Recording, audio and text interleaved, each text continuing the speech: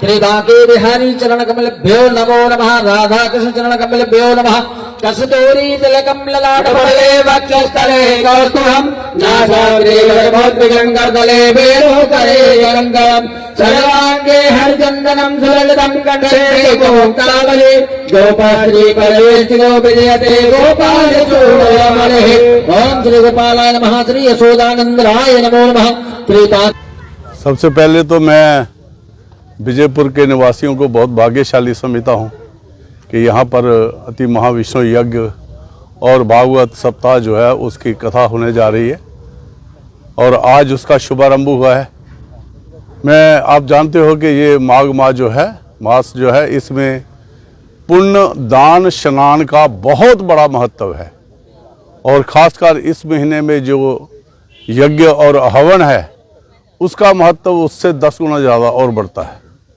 तो मैं ये समझता हूँ कि ये एक विश्व में शांति, विश्व में जो स्थायी शांति और भाईचारा उसको कायम करने के लिए, और आप देखते हो कि कितनी समाज में जो विकृतियाँ कृतियाँ हैं उनको ये ख़त्म करने के लिए भगवान का जो यज्ञ होता है। और जैसे ही ये हवा में इसकी अग्नि और इसका जो हम ये कहते हैं कि यज्ञ का जो धुआं जो है जो जब आकाश में जाता है तो वो सारा वातावरण जो है वो शुद्ध हो जाता है। और हमारे शास्त्रों में भी यही लिखा है कि जब भी बारिशें नहीं होती थी, कभी अकाल पड़ते थे तो लोग यज्ञ करते थे, हवन करते थे। और आज साइंटिफिकली भी ये साबित हो गया है कि जो हवन यज्ञ की जो ऊष्मा है, गर्मी है, वो पूरे शरीर के लिए बहुत ही लाभकारी है। और घर के अंदर तो अब कई लोग रोज़ हवन करना चाहते हैं।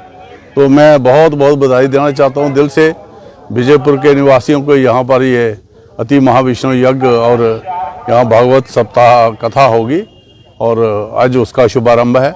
मैं सभी यहाँ जो आयोजक हैं उनको मुबारकबाद देता हूँ। यहाँ पर जो आचार्य जी आए हैं मैं उनको बधाई देता हूँ और उनका आशीर्वाद भी प्राप्त हुआ। तो मैं अपने आप को भी धन्य समझता हूँ कि मुझे ये सौभाग्य प्राप्त हुआ।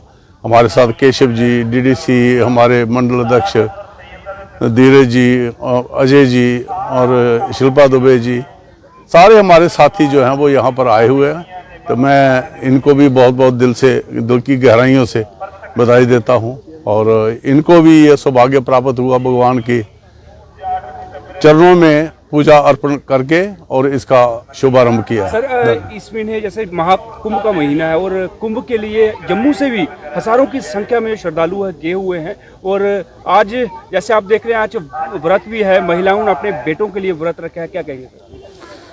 देखिए, ये जो भारत है इसको समझना आम आदमी के बस की बात नहीं है, क्योंकि ये अध्यात्म से जुड़े हुए जो मसले हैं इनको आम आदमी समझ ही नहीं पाता है।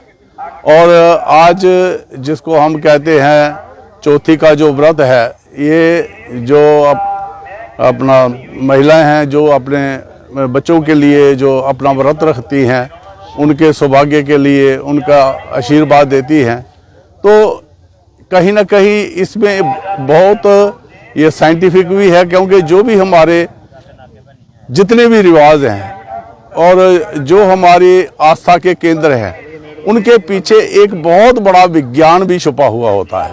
तो आज दुनिया को भारत ने सिद्ध कर दिया है।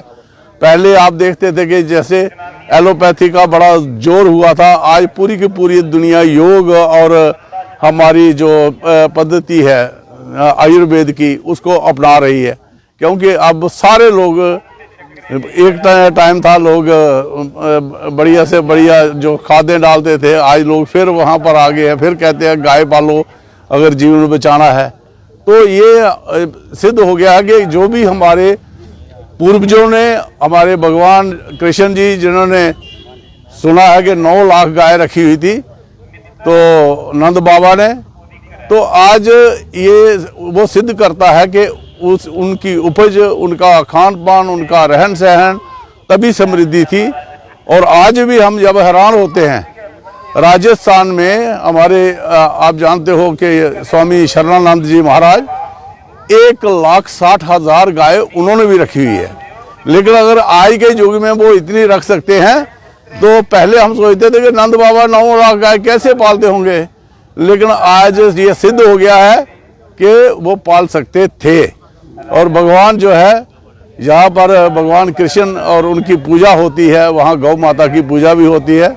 और मैं सभी का ध्यान जो है गौ माता की तरफ भी आकर्षित करूँगा कि गौ सेवा करें, और तभी हमारा उद्धार होगा। हमारा भारत जो है वो फिर से शांति के पथ पर और उन्नति के पथ पर जाएगा।